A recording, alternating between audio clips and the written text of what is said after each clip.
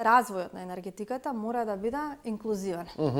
Кога Да викаме не биде дека само машка професија, електроинженери не се само мажи, така? Точно така. Значи, кога викаме дека мора да обезбедиме отпорни системи, мора да обезбедиме безбедна енергија, постојана енергија, мораме да обезбедиме и инклузивност.